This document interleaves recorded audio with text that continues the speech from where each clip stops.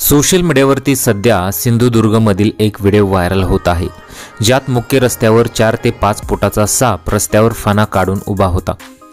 मात्र रस्त्यावर सापाने ठाण मांडल्यामुळे या ठिकाणी चक्क अर्धा तास ट्रॅफिक झाले होते।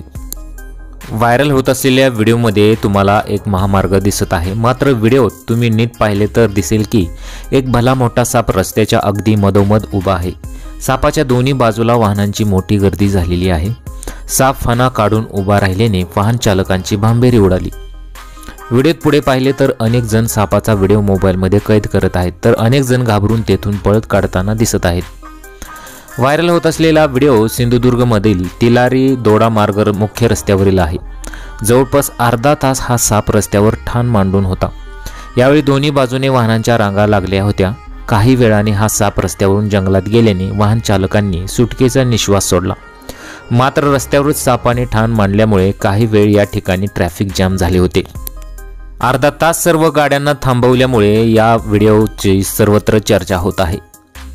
हा व्हिडिओ एक्स या सोशल मीडिया प्लॅटफॉर्मवरती व्हायरल होत असून त्या व्हिडिओची मोठ्या प्रमाणात चर्चा होत आहे। सोशल मीडियावर यापूर्वीही अनेक व्हिडिओ व्हायरल झालेले व्हिडिओ तुम्ही पाहिले असतील। तुम्हाला या व्हिडिओबद्दल काय वाटतं, तुमच्या प्रतिक्रिया आम्हाला कमेंट बॉक्समध्ये जरूर कळवा। सोशल मीडियावरती हा व्हिडिओ प्रचंड प्रमाणात व्हायरल होत आहे।